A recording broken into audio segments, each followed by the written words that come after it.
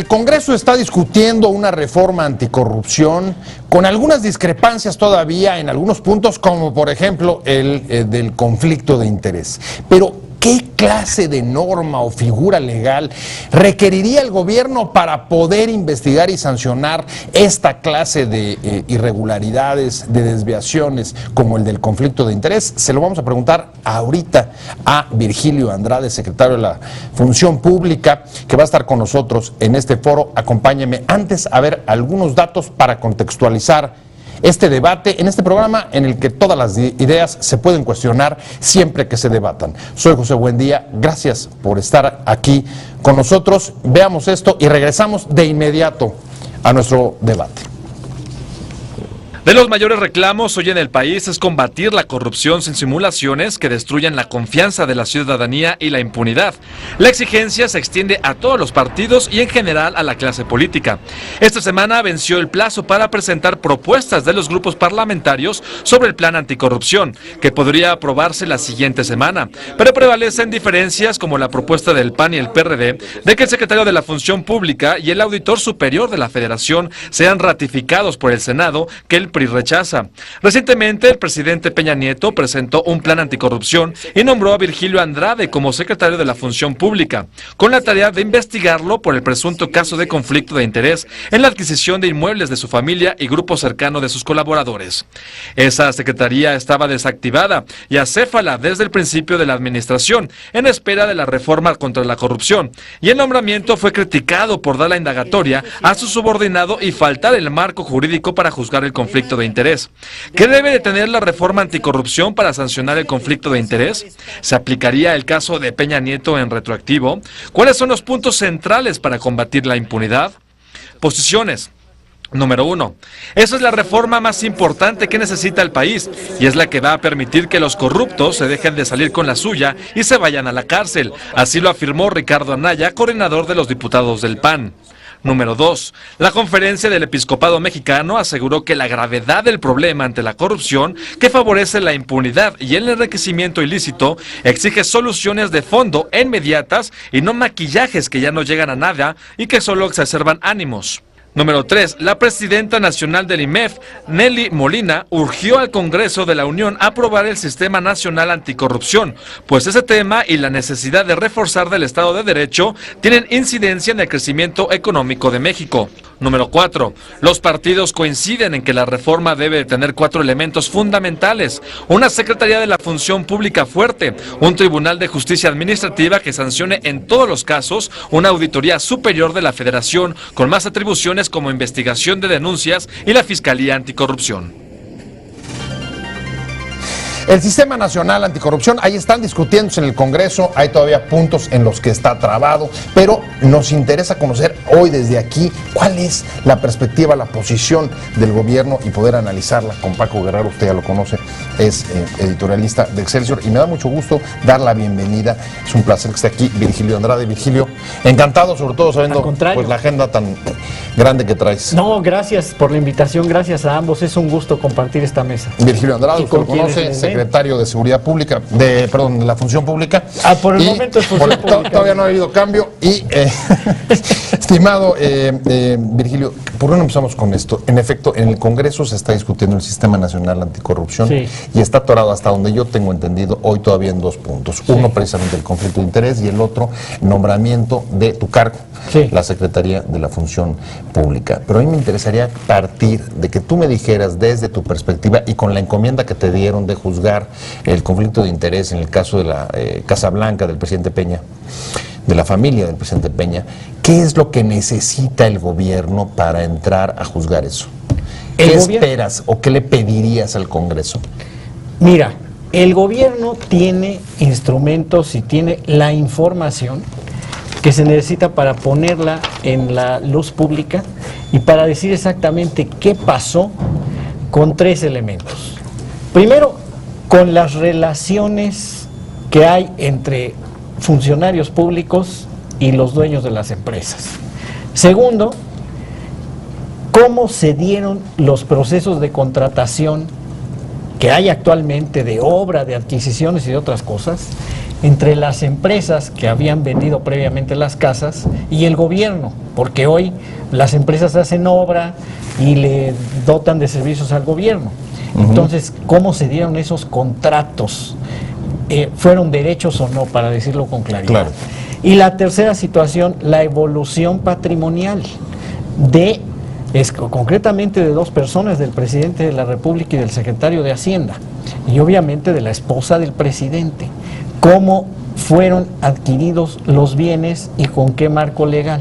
Esos tres elementos son los que tiene hoy la Secretaría de la Función Pública para establecer una resolución respecto de lo solicitado. A ver, pero entonces ahí está el meollo del asunto y iría contigo, Paco, para tratar, digamos, de poner en contexto la discusión. ¿Significaría, a partir de lo que ha dicho Virgilio, que entonces el gobierno sí tiene, digamos, evidentemente tiene los recursos para poder explicar lo que sucedió? Pero explicar no es sancionar, no es necesariamente poder sentar y exigir responsabilidades, o sí. Con esto que dice Virgilio, ¿puedes tú sentar y exigir responsabilidades o no? Mira, yo creo que en primer lugar hay un tema que es muy importante y es determinar qué fue lo que sucedió. Cuando el presidente de la República sale a hacer el nombramiento, él señala con mucha precisión que desde su perspectiva, desde la óptica de cómo él lo ve, no hay nada indebido. Sin embargo, hay un elemento de autocrítica que a mí me pareció muy rescatable y lo escribí en su momento en las páginas de Excelsior, que es hacer un alto en el camino y determinar que este es un asunto que requiere de una aclaración, que requiere de esclarecerse.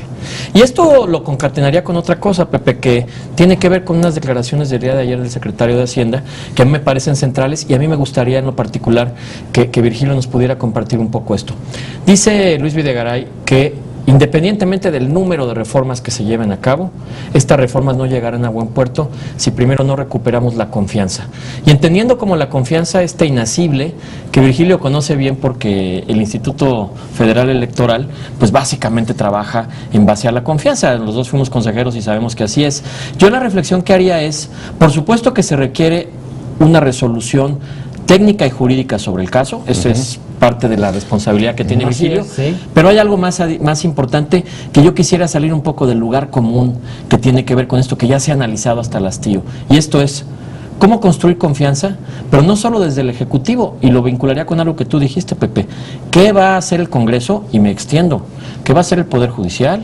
¿Qué van a hacer los gobiernos de los estados? ¿Qué van a hacer los municipios? Porque estos problemas son problemas sistémicos y que son transversales. Digamos, déjame retomar la última parte de lo que dice Paco, y evidentemente dentro de la construcción de confianza pasa por el tema ya inveterado en este país de la impunidad. Entonces, si es así, serían dos las cuestiones, Virgilio. Uno, si tienes facultades actualmente para llegar a sancionar, o si no, ¿qué le tendrías que pedir o cuál es tu posición respecto de lo que está legislando el Congreso? Sí hay facultades para sancionar. Administrativamente. Porque sí hay, claro, e incluso penales. E incluso penales. Sí, ¿por qué? Porque si hay violaciones en el asunto del conflicto de interés por no haberse excusado quienes debieron haberlo hecho, con el evidente conflicto de interés de acuerdo a la ley, es decir, el manejo circunstancial y específico de un contrato, número uno. Número dos, si hay problemas en la forma como se asignaron los contratos y se detectan irregularidades. Y número tres, si hay problemas con la evolución patrimonial, en los tres casos hay posibilidades de sancionar con las leyes vigentes. Entonces, la resolución es para describir lo que sucedió, para decir si fue legal o no fue legal todo lo que sucedió y, en su caso, sí, aplicar sanciones. Ahora, ¿qué tipo de evolución debe tener el sistema?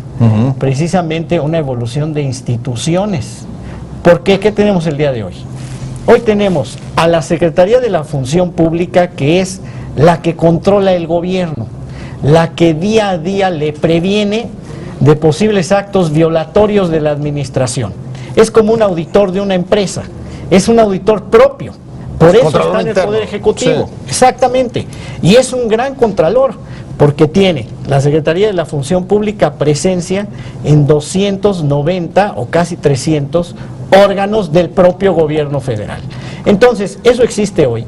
Y por otro lado, tenemos a la Auditoría Superior de la Federación, que revisa cómo se ejerció el recurso en el pasado. Sí, que generalmente con mucho tiempo de distancia entre la investigación y los resultados. Pero lo que no tenemos afinado el día de hoy desde el punto de vista institucional es que exista un cuerpo fuera del Ejecutivo, puede ser otro poder, que se encargue específicamente de revisar conductas en donde haya uso indebido de recursos públicos, o sea, corrupción.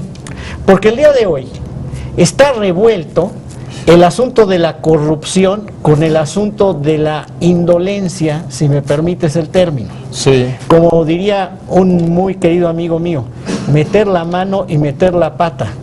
Hoy se sancionan de forma muy similar. Esta sería la Esto Fiscalía. lo dice el director de la Comisión Federal de Electricidad para darle el crédito. Meter la mano o meter la pata. Lo que importa sustantivamente es sancionar a los que meten la mano. Entonces ahí se ha hablado de una posible Comisión Nacional Anticorrupción o de un tribunal o del Tribunal de Justicia Fiscal y Administrativa que refuerce estas facultades. Y tú particularmente, ¿por qué te inclinas? Yo me ¿Cuál inclino, sería tu me postura? he inclinado y lo he dicho, porque además ha evolucionado así el debate legislativo y me parece muy sano. Sí. Era buena intención y buen propósito tener un órgano autónomo. Hoy ha evolucionado a que sea un tribunal con base en los expedientes que le da la Secretaría de la Función Pública, que además tiene que actuar por ley. Si la Secretaría de la Función Pública no actúa por ley, también somos funcionarios públicos y podemos ser castigados. Entonces, en ese sentido, con base en esos expedientes, un tribunal es el que juzga, obviamente con sanciones mayores. Y al mismo tiempo, va a haber, que ya está aprobado, una institución que investiga estos casos como delitos y que es la Fiscalía Nacional Anticorrupción. Esa ya existe. Pero si entiendo, entonces tú estarías a favor del planteamiento de la Comisión Nacional Anticorrupción. Sí, articular estos cuatro... O de un tribunal, o del tribunal. O sea, yo estaría a favor de la Secretaría de la Función Pública como está, probablemente con algunos reforzamientos legales en términos de supuestos, en términos de depuraciones de los regímenes de contrataciones, probablemente incluso ampliar los conceptos de conflicto de interés en la ley. No estoy a favor. Obviamente, que las sanciones sean vistas por un tribunal, quizás sea más conveniente que la Comisión Nacional Anticorrupción, y ya con la Fiscalía existiendo, porque ya existe. Nada más conforme vayan avanzando las leyes, se le va a ir dando fuerza. Entonces, este sistema de equilibrio, juntado con la Auditoría Superior de la Federación, ya nos da la participación de entidades distintas. La Fiscalía Nacional Anticorrupción va a ser autónoma. ¿Por qué? Porque está dentro de la OIPGR, que va a salir del gobierno y que va a ser Fiscalía General. Entonces, tenemos órgano autónomo ahí. El tribunal pertenece a la esfera judicial y la Secretaría de la Función Pública al Poder Ejecutivo. Y con capacidad de juzgar no solamente al gobierno federal, sino a los 3 niveles de gobierno. Además, podría ser. Que ese es, si me permiten, otro de los temas inconclusos de esta discusión sobre los temas de la corrupción. Pero yo quisiera regresarme a algo que me ha llamado la atención. Como en todo proceso legislativo se dan atorones. Y estos atorones son parte de la lucha política. En este momento, a muy pocos días, virtualmente las campañas empiezan la primera semana de abril. Evidentemente, y creo que con un buen sentido estratégico, la oposición está poniendo sobre la mesa una serie de reflexiones. A mí lo que me llama la atención en torno tanto a la designación de un fiscal como la institución finalmente de un tribunal es el proceso de nombramiento. Para mí el proceso de nombramiento es esencial por una razón. Yo escuchaba ayer un debate sobre este tema y algunos de esta reforma avanza es que el secretario de la Función Pública del Gobierno Federal sea ratificado por el Senado. 2/3 partes del Senado, que es, digamos, la fórmula tradicional. Pero alguien decía, bueno, ¿y el Congreso Federal, la Cámara de Diputados y la Cámara de Senadores están dispuestos también a que el Contralor que lo revisa sea ratificado por el Poder Ejecutivo? Y entonces ya, cuando nos metemos en esa dinámica, dicen, bueno, no, pero solamente del Poder Ejecutivo. Lo que estamos esperando todos, y era un poco lo que yo le comentaba a Virgilio Emilio quizá lo podría comentar más tarde, es, podemos diseñar el mejor sistema del mundo en materia de combate a la corrupción, pero si esto no viene aparejado de la confianza de los ciudadanos, que sientan que genuinamente cualquier aparato, autónomo o no, de un tamaño chico, grande o mediano, va a empezar a atender problemas específicos de corrupción, creo que ahí es donde eventualmente está un poco atorada la discusión y habría que verlo. A ver, hay dos asuntos que hoy están atorando el tema en el Congreso y en efecto en un momento de preludio de campañas electorales. Uno es la ratificación justo de tu cargo en el Senado y la otra el hasta dónde o cómo poder configurar el delito con, digamos, con precisión del conflicto de interés. ¿Cuál sería tu postura respecto de los dos temas? Mira, respecto del primero, el Congreso lo está discutiendo, es un modelo posible. El punto de partida es el gobierno y cualquier empresa nombra a su propio auditor, a su propio contralor, porque se trata de prevenir conductas respecto de los programas que el propio gobierno conoce y que el propio gobierno tiene sus ritmos y tiene sus condiciones, sus circunstancias. Entonces son modelos que están en la mesa. ¿Pero sería positivo darle esta facultad al Congreso?